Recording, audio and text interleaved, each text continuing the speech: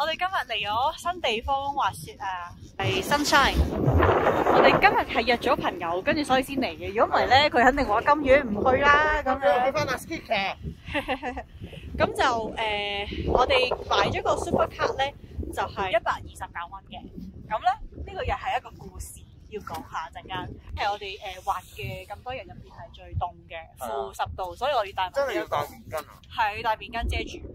咁褸啊嗰啲都夠嘅，其實係啦。不過大風啲咯呢一度。咁我哋而家就準備 chairlift， 差唔多啦，就去翻呢條路線係咪啊？左邊呢條咯。好啊。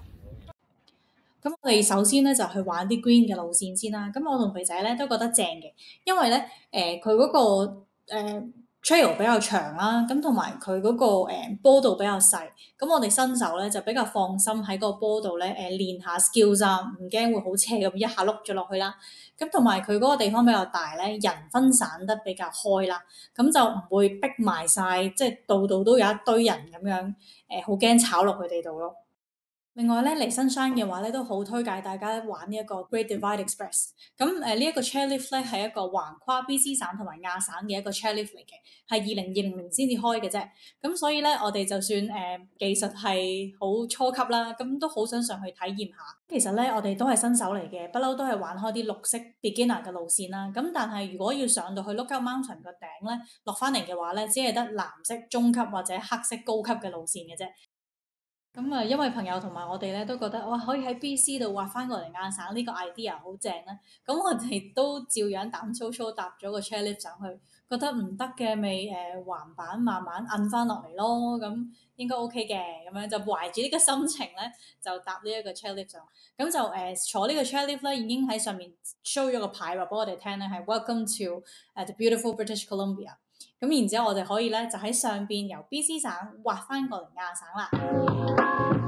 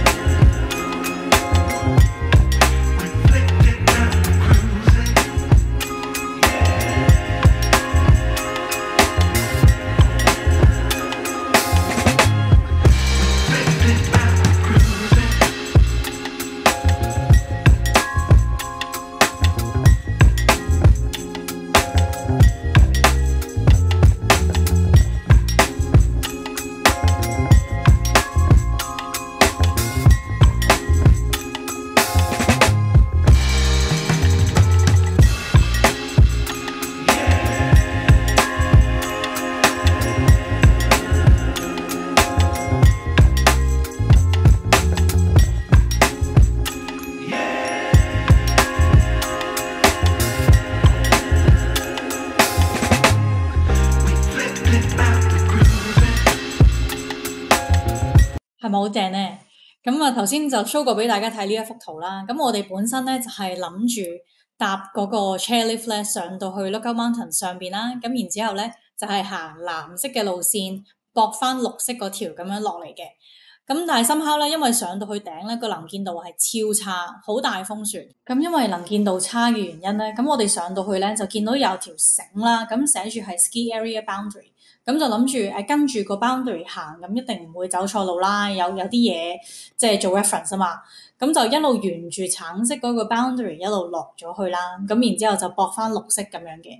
咁就成件事都係好安全咁完成咗啦。咁但係落到山咧，我哋先發覺原來我哋沿住橙色嗰個 boundary 行咧係黑色嘅路線嚟㗎。可以安全落到山冇仆咧，都真係一個好大嘅奇蹟，亦都覺得自己成就解鎖咗。咁不過咧，大家就唔好似我哋咁啦，就 plan 好少少啦，睇清楚個路線先至好落啦。咁本身咧未話買飛有一個故事嘅，咁而家就話同大家分享一下。咁當初咧，我哋同朋友決定咗去 Sunshine 嘅時候咧，咁都有周圍揾下啲ticket 嘅價錢啦，因為我哋淨係買咗 Nakiska 嘅 season pass 啫，Sunshine 就未去過嘅。咁後尾朋友去揾到咧，喺 Costco 買一個 super card 好似係110幾蚊咁樣嘅。咁我哋都因為好忙啊，有時都唔係成日去 Costco 咧，咁就算啦，再睇下先啦咁樣。咁亦都想睇下有冇啲咩平嘅飛可以買到啦。咁後尾就上 Facebook Marketplace 咧，喺度 search Sunshine 啊咁樣。咁就見到有個人咧放唔同 ski resort 嘅 ticket 喎。咁佢好似話有Lake Louise 跟住 Sunshine。Nakiska 嘅 discounted ticket 咁樣啦，咁我就諗住係咪員工跟住有啲員工價放出嚟啊咁樣，咁就冇乜懷疑到嘅，咁就直接問咗嗰個人係咪有飛買啊？我想買2張成人嘅 pass 咁樣，咁跟住咧喺 Facebook message 入邊咧，佢就俾咗個電話號碼我啦，佢就話係直接用短信去到傾，就唔好用呢個 Facebook 嗰個啦，因為有時會覆唔到。咁 OK 啦，咁我轉咗短信同佢傾啦。咁同佢再傾嘅時候咧，佢就話係要我 download Sunshine 個 app 啦。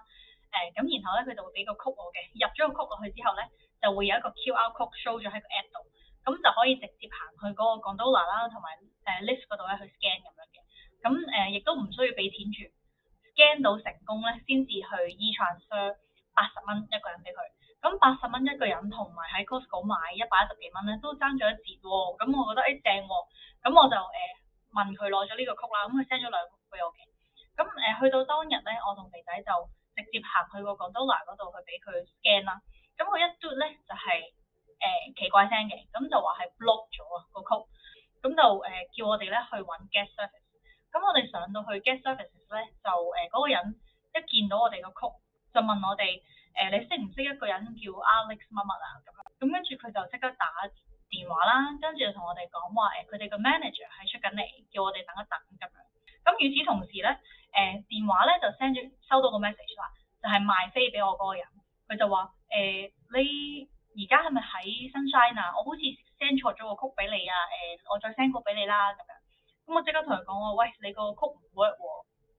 咁而家我哋上咗去 guest service 嗰度問啦咁樣。跟住佢話：你唔好去啊！嗰啲 Sunshine 嘅人係jealous，我可以賣飛你唔使理佢㗎，我 send 我個曲俾你啦咁樣。咁我即刻覺得好奇怪，點解會唔使理佢？咁我冇理到賣飛嗰個人。咁後尾 manager 出到嚟咧，就話佢哋已經咧向 RCMP，即係加拿大嘅皇家騎警咧，已經落咗一個 report 㗎啦，就係網上面咧有人去非法售賣佢哋嘅飛。咁點樣非法法咧？佢就話係有一啲人咧係偷咗人哋嘅信用卡，然之後就用嗰啲偷翻嚟嘅信用卡資料咧買咗一堆咁樣嘅 ski pass， 咁然後咧就用平嘅價錢賣出去，咁對佢哋嚟講係冇成本噶嘛。偷翻嚟嘅信用卡資料，咁如果我哋真係俾咗錢買咧，就係叫做 kind of 係接贓啦。咁亦都佢哋係有權咧去告埋我哋嘅。嗰下先知道原來咁平咧係。咁解咯，不過好彩冇預先俾錢，亦都佢冇叫我哋預先俾錢嘅，咁所以 end up 咧，我哋就即刻喺個 counter 度買咗張 super card，咁就係129蚊加紙，咁貴過喺 Costco 少少啦，咁但係好彩成件事都好順利咁樣 resolve 咗，咁係啦，經過呢件事之後咧，先知道原來有啲咁平嘅 deal 咧都真係要小心啲嘅，咁而家亦都同大家分享。呢啲咁平嘅飛，千祈唔好買啊！如果唔係，搞到自己好麻煩啊！咁今次呢條片就去到呢度先，希望大家覺得有用啦。鍾意嘅話記得俾翻個 like，未 subscribe 嘅話快啲 subscribe 我哋啦。咁我哋下次再見啦，拜拜。